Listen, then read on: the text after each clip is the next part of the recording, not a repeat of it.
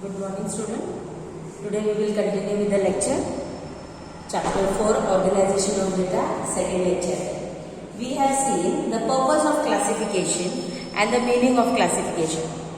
Now, in the purpose of classification, we have seen it condenses the raw data into the form of suitable and statistical analysis. Secondly, we have seen that it removes complexity and highlights the features of the data. Then it facilitates the comparison and drawing inference from the data. It provides information about the mutual relationship among elements of the data. It helps statistical analysis by separating elements of the data set in homogeneous group, and hence it brings to the similarity and dissimilarity. Right? Now we are going to see the objects of classification. The objects are also very important. So first we will see to simplify and condenses the mass of data. When we have collected the data is too much mass of data, but that should be simplified properly and condense it properly to make it understandable. So that is to simplify and condense the mass of data. The mass data should be condensed or simplified through the process of classification, putting into various groups. Then to explain similarity and dissimilarity. When we are bifurcating the data, when we are classifying the data into a particular group, as per their strategy, as per their objects, you can say, as per their importance, we can say. So we can easily explain what is the similarity and what is dissimilarity in that. Okay, the similarity groups, similarity objects come under one group, and dissimilarity objects come another group. So we can immediately explain what is odd one out. So similarity and dissimilarity can be explained through classification. Then to facilitate comparison, when the data is being compared into a group, that time we can easily compare the things. Compare its object, compare its importance, compare its merits, compare its demerits. Okay, like that. Then second, to study the relationship. When we are bifurcating or classifying or sorting out the data, at that time we are comparing them, and we can compare, we can talk, we can explain the relationship among them, how the one group is dependable on another group, how the another group is dependable on the first group. That all relationship will be explained through classification. Then to prepare the data for tabulation. Now all the written and collected data is mass completed. When we are organizing in a systematic manner, in a comprehensive manner, at that time we need to have a tabular form for that, where we can head the table or we can head the column, and then all the similar material will be under the same column, so that we can prepare the tabulation form of the data. Then to present a mental picture. When the classification is given, the sorting is done, when the systematic data is being presented, at that time it is very easy to have a picture, imaginary picture, to understand it very clear in our mind. So it helps to have a present mental picture. So these are the objective of classification. Children, there is always question on this, so it is important part. Now, when we know the object of classification, then what are the features of good classification we will see. Features of good classification is always giving a good requisite of classification. Okay, then what are they?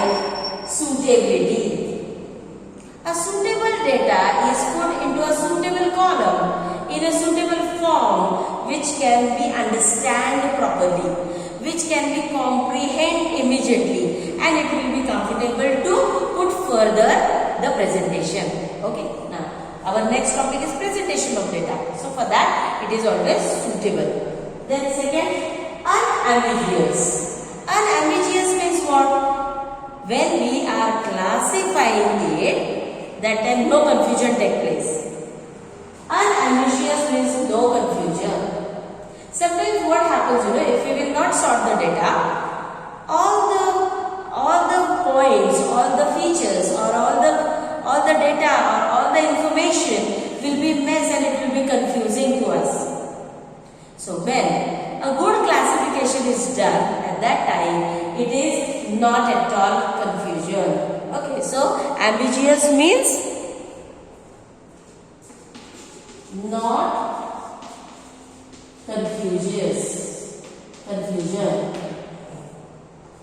not confusion. Okay, so no confusion will take place. Like then exhaustiveness. Exhaustiveness is what we can say that these units are seried. Classification should be so exhaustive that every unit of the series should find place in one group or to another. Means when we want to amend some figures, suppose we have classified the thing, but still we got some more statistical data for the same type of collection. At that time we can easily amend or change the figure, or the new data which we have got it, we should find it very easy to put into a various column, and it should be changeable comfortably. There should not be any hurdle or any problem to change the figures. The statistical data is in figure, and if we want to change any figure further, then that time it should be very easy to change the figure and change the conclusion also immediately accordingly. Otherwise, if we will not do any classification and if any change figure, we don't know where the figure has to be changed and what is going to be the impact of change figure. So, exhaustiveness helps to change the figure and have a conclusion or have a result of that change figure immediately. Means suppose if we want to add some figure into a classified group, we can add the figure, but for the result also immediately we should be able to change the figure. So that is exhaustiveness. Okay. Then flexibility. It should be flexible. If we want to amend anything, want to add or want to delete anything, at that time it should be very easy to delete also, and it should be very easy to add also. So it should be in that systematic manner. Okay. So flexibility should be there. We can immediately, we don't have to then again sort and everything. We can just in computer also, the data is being copied similarly to another column. Like that it should be flexible. Okay. If we want to do any kind of amendment, or this data will be copied by mistake, the header is changed and a different figure only has written in the group. At that time it should be easy to take the similar data and put it in another column. Understood? So it should be flexible also. Changes should take place properly. There should not be any problem in any amendment or in any changes. Then mutually exclusive. Mutually exclusive means what the data we have classified. We have understood for what aim we have classified this. That mutual understanding should be there with the doing of data, with the sorting of data, and in our mind. Means the final aim should be clear if you will do mutually exclusive. Okay. So if you want to have a ratio of the intelligent student or average student in the school, at that time we cannot take any of the formula itself should set in this way that there should not be any confused type of figure should be added into this. Mutually exclusive. We can immediately understand what we are doing. Like the classes must not overlap, so that it should not overlap. Array, by mistake I have taken the other data only. It should not overlap. Okay, that they have said in the text, like the classes must not overlap, so that an observed value belongs to one and only one of the classes. Like in the school, most of the time you see, if one teacher is teaching in the class, the other teacher cannot conduct a period, isn't it? That is overlapping of period. So in this manner we can say, mutually exclusive means there should not be any overlapping of the statistical data. Okay. Then stability, stable. What is your aim? What is your conclusion? What do you want to prove this by this classification? That should be clear. The principle of classification, that is stability, once decided, should remain same throughout the analysis. What is your aim of classifying the data? That aim should be stable, fixed. You yourself should not be confused. Okay, for what purpose you are going to collect the data and organize them? For what result or what we can say, observation you want to take out through that? So that should be clear. So in that, stability has to be there. Then homogeneity. Now homogeneity is what? Homogeneity is nothing but a classification is said that the similar items are related in or similar items are placed in one class. That is homogeneity.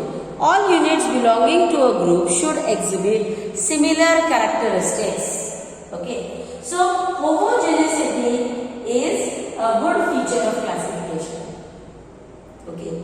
Like if I want to classify the plastic material. If my group is plastic material, I cannot put pencil over here, isn't it? Because pencil is not having the characteristics of plastic. Pencil is having a characteristics of wood, right? So I cannot classify.